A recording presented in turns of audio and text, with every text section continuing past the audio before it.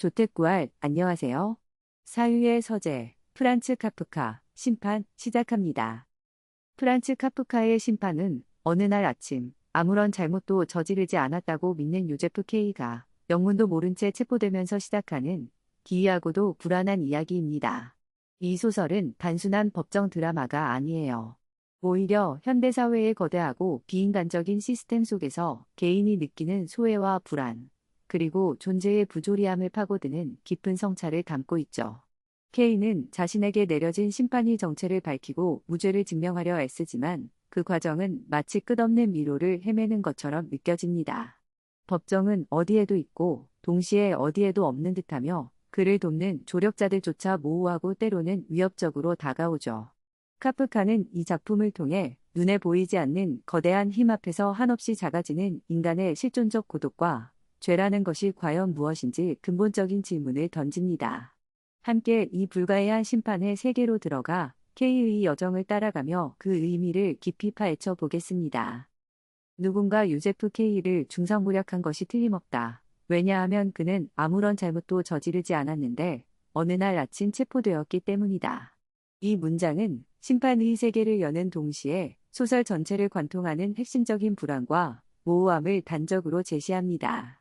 여기서 중상모략이라는 단어는 K가 처한 상황이 합리적인 법 절차나 명확한 증거에 기반한 것이 아닐 수 있음을 처음부터 암시합니다. 즉, K의 죄는 구체적인 행위의 결과라기보다는 외부로부터 자의적으로 부과된 어떤 낙인일 가능성을 내포하는 것이죠. 그러나 동시에 이 문장은 K 자신의 시각, 곧 그는 아무런 잘못도 저지르지 않았다는 그의 주관적인 믿음을 반영합니다. 소설은 이 주관적인 확신과 그를 둘러싼 객관적인, 그러나 비합리적인 체포 상황 사이의 팽팽한 긴장감 속에서 전개됩니다. 어느 날 아침이라는 평범한 시간적 배경은 이 비일상적인 사건이 K의 일상 속으로 얼마나 갑작스럽고 불가해하게 침투했는지를 강조하며 독자들로 하여금 K의 혼란과 당혹감에 즉각적으로 공감하게 만듭니다. 이 첫 문장은 단순한 사건의 시작을 알리는 것을 넘어 합리성과 부조리, 주관적 결백과 객관적 유죄 판결, 혹은 그 가능성, 평범한 일상과 불가해한 위협 사이의 근본적인 대립 구도를 설정하며 앞으로 펼쳐질 K의 고독한 투쟁과 실존적 질문들을 예고하는 것입니다. 카프카는 이 짧은 문장 안에 현대인이 경험하는 이유 모를 불안감, 거대한 시스템 앞에서 느끼는 개인의 무력감, 그리고 죄와 벌의 의미에 대한 근본적인 회의를 압축적으로 담아내고 있습니다. K의 체포 과정은 그 자체로 하나의 부조리극입니다. 그의 침실에 들이닥친 두 명의 감시인, 바나바스와 프란츠는 K의 사회적 지위나 인격 따위는 안중에도 없다는 듯 그의 아침 식사를 탐하고 그의 물건을 뒤적입니다. 그들의 태도는 권위적이면서도 동시에 어딘가 희극적으로 보일 만큼 경박합니다. 그들은 K가 체포되었다고 선언하지만 그 이유에 대해서는 전혀 알지 못합니다.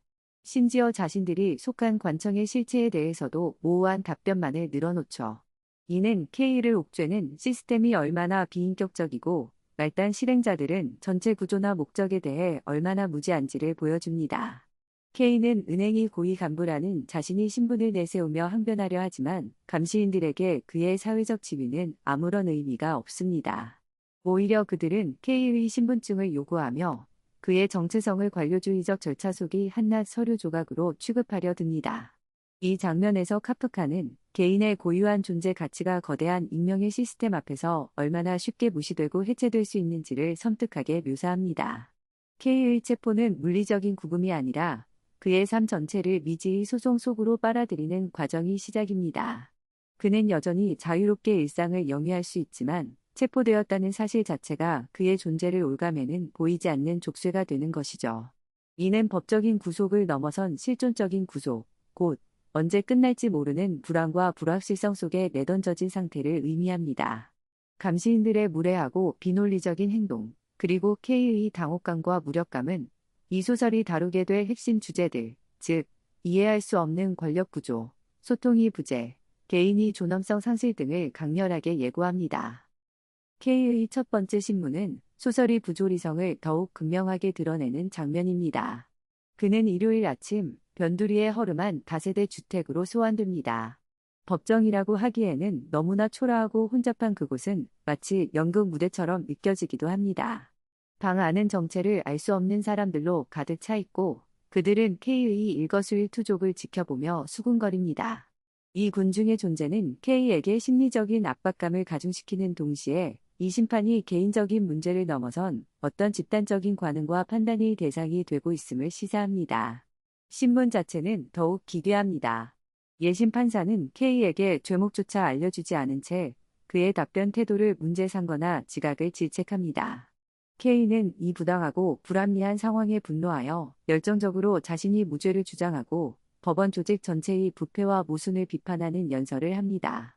그는 이성적인 논리와 사회적 상식을 통해 자신의 결백을 증명하고 이 비정상적인 시스템의 균열을 내려 시도하는 것이죠. 그는 말합니다. 여기에는 의심할 여지 없이 거대한 조직이 작동하고 있습니다. 이 조직은 감시인들, 감독관들, 조사관들을 고용하고 있을 뿐만 아니라 아마도 훨씬 더 높은 직위의 판사들과 사형 집행인들까지 거느리고 있을 것입니다. K는 이 거대한 조직의 실체를 폭로하려 하지만 그의 외침은 공허하게 울릴 뿐입니다. 그의 연설에 대한 청중의 반응은 양분됩니다. 한쪽에서는 박수를 치지만 다른 한쪽에서는 침묵하거나 야유를 보냅니다. 예심 판사는 K의 연설을 흥미롭다고 평가할 뿐 그의 주장에 대해 진지하게 대응하지 않습니다. 이는 K의 합리적인 저항이 이 비합리적인 시스템 앞에서는 아무런 효과도 발휘하지 못함을 보여줍니다. 그의 분노와 논리는 마치 두꺼운 손뭉치에 부딪히는 것처럼 힘없이 흡수되어 버립니다. 이 첫 신문 장면은 K가 앞으로 싸워나가야 할 대상이 얼마나 거대하고 불가해하며 그의 투쟁이 얼마나 고독하고 승산 없는 것인지를 암시합니다. 그는 정의를 구현하는 공정한 법정이 아니라 그 자체로 하나의 거대한 미로이자 덧친 시스템과 마주하고 있는 것입니다. 신문이 끝난 후 K는 텅 빈 신문실과 법원 사무실을 둘러보게 됩니다. 이곳의 풍경은 그의 불안감을 더욱 증폭시킵니다. 법원 사무실은 다락방처럼 답답하고 공기가 탁하며 수많은 피고인들이 희망 없는 기다림 속에서 무기력하게 앉아 있습니다. 그들은 K처럼 소송에 휘말린 이들로 끝없는 절차와 기다림에 지쳐 생기를 잃은 모습입니다. 이곳의 공기는 무겁고 숨 막히며 마치 관료주의라는 거대한 기계의 톱니바퀴들이 내뿜는 먼지와 피로감으로 가득 찬 듯합니다. K는 이 숨 막히는 공기 속에서 현기증을 느끼고 거의 쓰러질 뻔하는데 이는 단지 물리적인 답답함 때문만이 아니라 이 시스템이 개인의 정신과 영혼에 가하는 압박감을 상징적으로 보여줍니다. 법원 사무실의 미로 같은 복도와 수많은 문들은 K가 빠져나오기 힘든 관료주의적 절차의 복잡성과 폐쇄성을 시각적으로 형상화합니다. 그는 길을 잃고 헤매며 출구를 찾으려 하지만 번번이 막다른 길에 부딪힙니다. 이 공간적 혼란은 K가 처한 상황의 본질, 곧 명확한 방향이나 해결책 없이 끝없이 이어지는 소송 과정 자체를 반영합니다. 또한 이곳에서 만나는 법원 직원들은 하나같이 무관심하거나 기계적인 태도를 보입니다. 그들은 피고인들의 고통에 공감하지 못하며 단지 정해진 절차를 따를 뿐입니다. 이는 거대 시스템 속에서 개인이 어떻게 부품처럼 취급되고 인간성을 상실하게 되는지를 보여주는 또 다른 예시입니다. K는 이 법원 사무실의 풍경을 통해 자신이 맞서 싸워야 할 대상이 단순한 오해나 실수가 아니라 인간적인 감정이나 논리가 통하지 않는 거대하고 비정한 시스템 그 자체임을 어렴풋이 깨닫기 시작합니다. 이곳에서의 경험은 그의 투쟁 의지를 시험하고 동시에 그의 불안과 절망감을 더욱 깊게 만듭니다. K와 프롤라인 비르스트너의 관계는 그의 사적인 삶과 공적인 소송 문제가 어떻게 뒤엉키고 서로 영향을 미치는지를 보여주는 중요한 축입니다. 프롤라인 비르스트너는 K와 같은 하숙집에 사는 여성으로 K는 체포된 당일 밤 충동적으로 그녀에게 키스합니다. 이 행위는 그의 혼란스러운 심리 상태와 어딘가의 위안과 연결을 갈망하는 마음을 반영하는 동시에 그의 소송 문제에 예상치 못한 파장을 일으킵니다. K는 프롤라인 비르스트너에게 자신의 상황을 설명하고 이해를 구하려 하지만 그녀는 K의 문제에 깊이 관여되기를 꺼리는 듯한 모호한 태도를 보입니다. 그녀는 K의 불안정한 상황과 거리를 두려는 것처럼 보이며 이는 K의 고립감을 더욱 심화시킵니다. K는 그녀와의 관계를 통해 잠시나마 위안을 얻으려 하지만 그의 체포된 자라는 낙인은 그의 사적인 관계마저 위협하고 왜곡합니다. 그는 프롤라인 뷰르스트너를 자신의 변호에 이용할 수 있을 것이라는 실용적인 생각을 하기도 하고 그녀 앞에서 자신의 결백을 강변하며 인정받고 싶어 합니다. 그러나 이러한 시도는 오히려 그녀를 불편하게 만들고 둘 사이의 거리를 더욱 벌려놓습니다.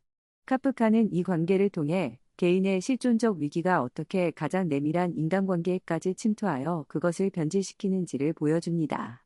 케이는 프롤라인 뷰르스트너를 진정한 인간적 교류의 대상으로 보기보다는 자신이 소송이라는 문제적 상황 속에서 기능할 수 있는 대상으로 여기는 경향을 보입니다. 이는 그가 소송에 점점 더 깊이 함몰되면서 타인을 도구적으로 바라보게 되는 과정을 암시하며 그의 내면적 고립과 인간성 상실의 징후를 드러냅니다. 프롤라인 뷰르스트너는 케이의 삶에 잠시 등장했다가 사라지는 인물이지만 그녀와의 관계는 케이의 불안, 이기심, 그리고 깊어가는 고독을 비추는 거울 역할을 합니다. 채찍질 당하는 사람의 에피소드는 심판의 세계에 존재하는 폭력이 임의성과 잔혹성, 그리고 그 폭력이 숨겨진 장소에서 은밀하게 자행된다는 점을 충격적으로 보여줍니다. 케이는 은행의 잡동사니 보관실에서 자신을 체포했던 두 명의 감시인, 바나바스와 프란츠가 벌거벗겨진 채 채찍질 당하는 장면을 목격합니다. 그들을 채찍질하는 남자는 그들이 K에 대해 예심 판사에게 불평했기 때문에 벌을 받는 것이라고 설명합니다. 이 장면은 여러 가지 측면에서 충격적입니다. 첫째, 폭력이 매우 사소한 이유로 그리고 극도로 잔인한 방식으로 행사된다는 점입니다. 감시인들의 불평이라는 행위가 과연 이런 가혹한 체벌을 받을 만한 것인지 의문스럽습니다. 이는 법원 시스템의 처벌 기준이 얼마나 자의적이고 불합리한지를 보여줍니다. 둘째, 이 폭력이 은행이라는 K의 일상적이고 공적인 공간이 가장 후미진 곧 잡동사니 보관실에서 은밀하게 이루어진다는 점입니다. 이는 법원의 권력이 K의 삶 어디에나 스며들어 있으며 가장 예상치 못한 방식으로 가장 추악한 형태로 발현될 수 있음을 암시합니다. K의 직장이라는 합리적이고 질서 잡힌 공간이 이면에 이처럼 야만적이고 비합리적인 폭력이 숨겨져 있다는 사실은 섬뜩한 대조를 이룹니다. 셋째, K의 반응입니다. 그는 처음에는 이 끔찍한 광경을 멈추려 하고 채찍질하는 남자에게 뇌물을 주어 감시인들을 풀어주려 시도합니다. 그러나 다음 날 그는 다시 그곳에서 똑같은 장면이 반복될 것을 두려워하며 문을 닫아버립니다. 이는 K가 점차 이 부조리한 시스템의 폭력성에 무감각해지거나 혹은 그것에 맞설 힘을 잃고 회피하게 되는 과정을 보여주는 것일 수 있습니다. 그는 연민을 느끼면서도 동시에 이 문제에 깊이 개입함으로써 자신에게 불리한 상황이 초래될 것을 두려워합니다. 이 에피소드는 법원 시스템에 보이지 않는 폭력성을 가시화하는 동시에 그 폭력 앞에서 개인이 느끼는 무력감과 도덕적 딜레마를 강렬하게 제시합니다. K는 자신이 힘만으로는 이 불가해한 소송을 헤쳐나갈 수 없다고 판단하고 외부의 도움을 구하기 시작합니다. 그의 삼촌 카를이 시골에서 올라와 이 소식을 듣고 크게 걱정하며 자신의 지인인 변호사 훌트를 소개해줍니다. 훌트 변호사는 병상에 누워있으면서도 법원과 관련된 많은 비밀스러운 정보와 인맥을 가지고 있는 것처럼 보입니다. 그는 K에게 법원이 복잡한 절차와 관료주의적 속성에 대해 장황하게 설명하며 자신이 K를 위해 보이지 않는 곳에서 노력하고 있다고 주장합니다. 그러나 그의 변호 활동은 실질적인 진전을 보이지 못하고 오히려 K를 더욱 답답하고 불안하게 만듭니다. 훌트 변호사는 명확한 전략이나 해결책을 제시하기보다는 법원의 변덕스럽고 예측 불가능한 속성을 강조하며 K의 불안감을 증폭시키는 것처럼 보입니다. 그는 마치 법원 시스템의 일부처럼 느껴지기도 합니다. 여기서 중요한 역할을 하는 인물이 바로 변호사의 간병인이자 정부인 레니입니다. 레니는 K에게 노골적으로 유혹적인 태도를 보이며 접근하고 K는 그녀의 유혹에 쉽게 넘어갑니다. 레니와의 육체적인 관계는 K에게 잠시나마 현실의 고통을 잊게 해주는 도피처처럼 보이지만 동시에 그의 소송 문제 해결을 방해하는 요소로 작용합니다. K가 레니에게 정신이 팔려있는 동안 변호사와의 중요한 상담 시간은 흘러가 버립니다. 레니는 변호사와 법원 시스템에 대해 많은 것을 알고 있는 듯하며 피고인들에게 특별한 매력을 느끼는 인물로 묘사됩니다. 그녀는 마치 법원 시스템 자체가 가진 유혹적인 동시에 파괴적인 속성을 의인화한 존재처럼 보이기도 합니다. 그녀와의 관계는 K가 이성적인 판단력을 잃고 본능적인 욕망에 휘둘리는 모습을 보여주며 소송이라는 거대한 문제 앞에서 그가 얼마나 취약하고 길을 잃기 쉬운 존재인지를 드러냅니다. 변호사 훌트와 레니는 K에게 도움을 주는 조력자인 동시에 그를 더욱 깊은 혼란과 무력감 속으로 빠뜨리는 존재들입니다. 그들은 법원 시스템의 모호함과 부조리함을 그대로 반영하며 K의 투쟁이 얼마나 외롭고 힘겨운 것인지를 강조합니다. 변호사 훌트의 지지부진한 변호 활동에 실망한 K는 스스로 소송을 주도하기로 결심하고 변호사를 해고하기로 마음먹습니다. 변호사를 찾아간 K는 그곳에서 또 다른 의뢰인인 상인 블로크를 만납니다. 블로크는 5년 넘게 소송을 진행해왔으며 그의 삶은 완전히 소송에 종속되어 버렸습니다. 그는 변호사의 말 한마디에 전전긍긍하고 비굴할 정도로 복종적인 태도를 보입니다. 그의 집에는 변호사로부터 지시를 받기 위한 작은 방이 마련되어 있을 정도입니다. 블로크는 K에게 소송이 끝없는 과정과 그것이 개인의 삶을 어떻게 파괴하는지에 대한 생생한 예시를 보여줍니다. 그는 변호사를 해고하려는 K의 결심을 만류하며 그것이 얼마나 위험한 일인지 경고합니다. 블로크의 모습은 K가 앞으로 겪게 될지도 모르는 미래, 곧 소송이 늪에 빠져 인간적인 존엄성마저 상실하게 될 가능성을 암시하며 K를 불안하게 만듭니다. 그는 희망과 절망 사이를 끊임없이 오가며 작은 정보나 가능성에 집착하는 소송에 완전히 잠식당한 인간의 전형을 보여줍니다. K는 블로크의 비참한 모습을 보면서 변호사에게 의존하는 것이 결코 해결책이 될 수 없음을 확신하게 됩니다. 그는 훌트 변호사에게 해고를 통보하며 자신의 사건을 직접 관리하겠다는 의지를 밝힙니다. 이는 K가 수동적인 기다림에서 벗어나 능동적으로 자신의 운명에 맞서려는 중요한 전환점처럼 보입니다. 그러나 이 결단이 과연 그에게 실질적인 통제력을 가져다 줄지는 미지수입니다. 오히려 변호사라는 완충지대 없이 법원의 냉혹한 현실과 직접 대면하게 되는 더 위험한 상황으로 나아가는 것일 수도 있습니다. K가 블로크를 통해 목격한 것은 소송 시스템이 개인에게 가하는 심리적 압박과 인간성 파괴의 과정이며 이는 변호사를 해고하는 K의 결단의 비극적인 그림자를 드리웁니다. K의 능동성 추구가 과연 진정한 해방으로 이어질지 아니면 또 다른 형태의 함정으로 귀결될지는 여전히 불확실합니다. 변호사를 해고한 K는 새로운 조력자를 찾아 나섭니다. 그는 법원과 연줄이 있다고 알려진 화가 티토렐리를 찾아갑니다.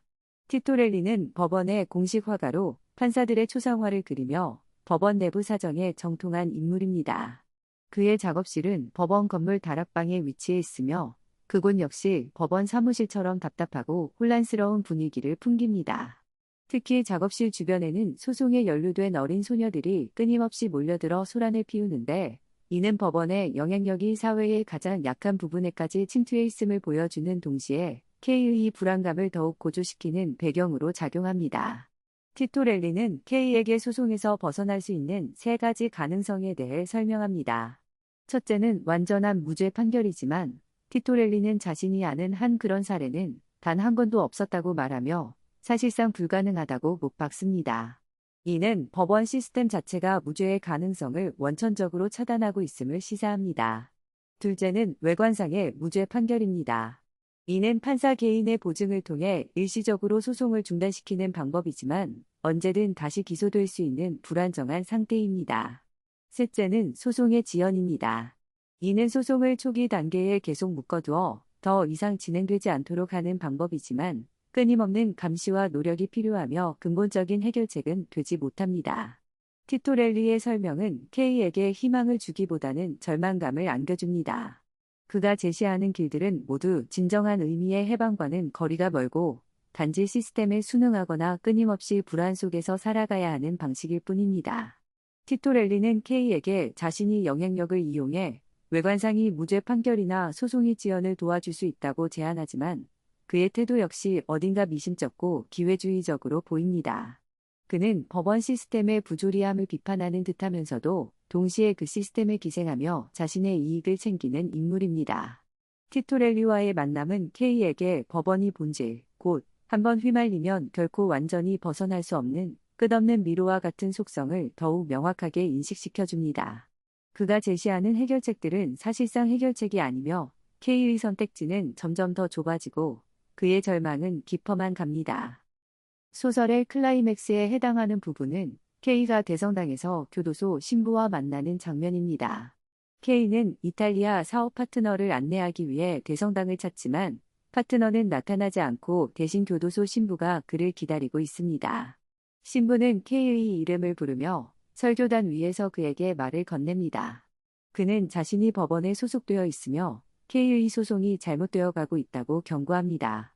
이 만남은 이전의 만남들과는 다른 무게감과 상징성을 지닙니다.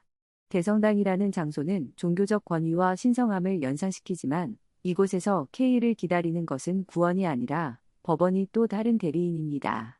이는 법원의 권력이 세속적인 영역을 넘어 종교적인 영역에까지 미치고 있음을 암시하며 K의 상황이 단순한 법률 문제를 넘어선 실존적이고 형이상학적인 차원의 문제임을 보여줍니다. 신부는 K에게 유명한 비유, 곧 법 앞에서라는 이야기를 들려줍니다. 이 이야기는 시골에서 온 한 남자가 법 안으로 들어가려고 하지만 문지기에게 가로막혀 평생을 문 앞에서 기다리다가 죽는다는 내용입니다. 남자는 죽기 직전에야 문지기에게 왜 다른 사람들은 아무도 오지 않았는지 묻고 문지기는 이 문은 오직 당신만을 위한 것이었어. 이제 나는 가서 문을 닫겠소. 라고 대답합니다. 이 비유는 소설 전체의 주제를 함축적으로 담고 있으며 다양한 해석의 가능성을 열어놓습니다. 법은 무엇을 상징하는가? 신의 계시인가? 정의인가? 아니면 관료주의 시스템 그 자체인가? 문지기는 왜 남자를 들여보내주지 않았는가? 남자는 왜 더 적극적으로 문 안으로 들어가려 시도하지 않았는가? 신부와 K는 이 비유의 의미에 대해 토론을 벌이지만 명확한 결론에 도달하지 못합니다. 신부는 문지기의 행동을 정당화하는 듯한 해석을 내놓기도 하고 남자의 수동성을 비판하기도 합니다. K는 문지기의 기만적인 행동을 비판하며 남자의 입장에 공감하지만 그 역시 명쾌한 해답을 찾지 못합니다. 이 비유는 법, 혹은 진리, 구원, 위 본질적인 접근 불가능성, 인간의 이해력의 한계, 그리고 개인에게 주어진 고유한 책임과 과제를 회피하는 인간의 나약함을 동시에 보여주는 것처럼 보입니다. 신부와의 대화는 K에게 깨달음이나 해결책을 제시하기보다는 그의 혼란과 불안을 더욱 심화시키고 그가 처한 상황이 불가해성과 필연성을 강조하는 역할을 합니다. 대성당에서의 만남은 K의 여정이 막바지에 이르렀음을 암시하며 그의 운명에 대한 불길한 예감을 드리웁니다. 법 앞에서 비유에 대한 심층적인 분석은 심판을 이해하는 데 필수적입니다. 이 짧은 이야기는 그 자체로 완결된 구조를 가지면서도 소설 전체의 의미망과 긴밀하게 연결되어 있습니다. 먼저 법의 상징성에 대해 생각해 볼 수 있습니다. 가장 표면적으로는 K가 직면한 법원 시스템, 곧 접근하기 어렵고 절차는 복잡하며 그 본질은 모호한 관료주의적 권력을 상징할 수 있습니다. 남자가 문 앞에서 평생을 기다리는 모습은 K가 소송 과정에서 겪는 끝없는 지연과 좌절을 반영합니다. 그러나 법은 더 깊은 의미를 함축할 수도 있습니다. 그것은 신성한 진리, 절대적인 정의, 혹은 삶의 궁극적인 의미일 수도 있습니다. 시골 남자는 이러한 궁극적인 가치에 도달하고자 하지만 첫 번째 문지기라는 장애물 앞에서 좌절합니다. 문지기는 법 자체는 아니지만 법으로 들어가는 길목을 지키는 존재입니다. 그는 남자에게 안으로 들어갈 수는 있지만 지금은 안 된다고 말하고 더 안쪽에는 더 강력한 문지기들이 있다고 경고합니다. 이 말은 희망을 주는 동시에 위협을 가하며 남자를 문 앞에 주저앉게 만듭니다. 문지기의 역할은 모호합니다. 그는 충실한 봉사자인가 아니면 남자를 기만하는 사기꾼인가? 신부와 K의 토론에서도 이 점은 명확히 밝혀지지 않습니다. 신부는 문지기가 자신의 의무를 다했을 뿐이며 남자가 스스로 문으로 들어갈 기회를 잡지 못했다고 해석하는 경향을 보입니다. 반면 K는 문지기가 남자를 속였으며 법에 대한 진실을 은폐했다고 비판합니다. 이는 K가 법원 시스템에 대해 느끼는 불신과 기만감을 반영합니다. 이야기의 가장 충격적인 부분은 마지막 문지기의 말입니다. 이 문은 오직 당신만을 위한 것이었어. 이 말은 법, 혹은 진리, 이 보편적인 것이 아니라 각 개인에게 고유하게 주어진 과제임을 시사합니다. 남자는 자신만을 위해 열려있던 문 앞에서 평생을 기다리다가 기회를 놓친 것입니다. 이는 각 개인이 자신의 실존적 과제에 직면하고 스스로 길을 찾아야 함을 강조하는 것처럼 들립니다. 그러나 동시에 왜 그 문이 오직 그만을 위한 것이었는지, 왜 문지기는 그 사실을 미리 알려주지 않았는지에 대한 의문은 남습니다. 이는 운명의 불가해성 혹은 시스템의 자의성을 암시하는 것일 수도 있습니다. 결국 이 비유는 명확한 답을 제시하지 않습니다. 오히려 독자들에게 질문을 던지고 다양한 해석의 가능성을 열어둡니다. 그것은 인간이 진리나 정의 혹은 거대한 시스템 앞에서 느끼는 근본적인 무력감과 소외감, 이해의 한계, 그리고 그럼에도 불구하고 각자에게 주어진 고유한 책임과 씨름해야 하는 실존적 상황을 압축적으로 보여주는 카프카 문학의 정수라고 할 수 있습니다. K는 이 이야기를 통해 자신이 상황을 더 깊이 이해하게 되었을까요? 아니면 더욱 깊은 혼란과 절망에 빠졌을까요? 이야기는 K의 내면에 깊은 파문을 남기지만 그의 행동에 실질적인 변화를 가져오지는 못하는 것처럼 보입니다. 그는 여전히 자신의 죄가 무엇인지, 어떻게 이 상황을 벗어날 수 있는지 알지 못합니다. 소설의 결말은 충격적이고 허무합니다. K의 31번째 생일 전날 밤, 두 명의 신사가 그의 집에 찾아옵니다. 그들은 마치 예의 바른 손님처럼 행동하지만 그들의 목적은 K를 처형하는 것입니다. K는 거의 저항하지 않고 그들을 따라 나섭니다. 그의 태도는 체념일 수도 있고 이 모든 부조리한 과정의 필연적인 결말을 받아들이는 것일 수도 있습니다. 세 사람은 말없이 도시 외곽의 채석장으로 향합니다. 가는 길에 K는 멀리 보이는 창문에서 사람의 형상을 보고 그것이 구원이 손길일지도 모른다는 희미한 희망을 품지만 이내 포기합니다. 그의 마지막 저항은 미약하고 소극적입니다. 채석장에 도착하자 두 남자는 K를 바닥에 눕히고 칼을 꺼내듭니다. K는 마지막 순간까지도 자신을 도울 사람이 나타나기를 기대하는 듯 주변을 둘러봅니다. 그러나 아무도 나타나지 않습니다. 한 남자가 K의 심장에 칼을 2번 꽂아 넣습니다. 죽어가면서 K는 마지막으로 이렇게 생각합니다. 개처럼. 이 마지막 외마디는 그의 죽음이 얼마나 비참하고 모욕적인지를 압축적으로 보여줍니다. 개처럼 죽는다는 것은 인간적인 존엄성을 완전히 박탈당한 채 아무런 의미나 저항 없이 생을 마감한다는 의미를 내포합니다. 그의 죽음은 소송의 공식적인 판결 결과가 아닙니다. 재판은 한 번도 제대로 열리지 않았고 그는 유죄 선고를 받지도 않았습니다. 그의 처형은 마치 소송 과정 자체가 만들어낸 필연적인 귀결처럼 혹은 시스템의 효율성을 위한 비밀스러운 처리 절차처럼 이루어집니다. K의 죽음은 그의 1년간의 투쟁이 결국 아무런 의미도 없었음을 보여주는 것일까요? 아니면 그의 죽음 자체가 이 부조리한 시스템에 대한 마지막 고발일까요? 그의 마지막 생각, 개처럼. 뒤에 따라오는 것은 그 수치심이 그보다 더 오래 살아남을 것처럼 보였다는 서술입니다. 이 수치심은 누구의 것일까요? 죽어가는 K. 자신의 수치심일까요?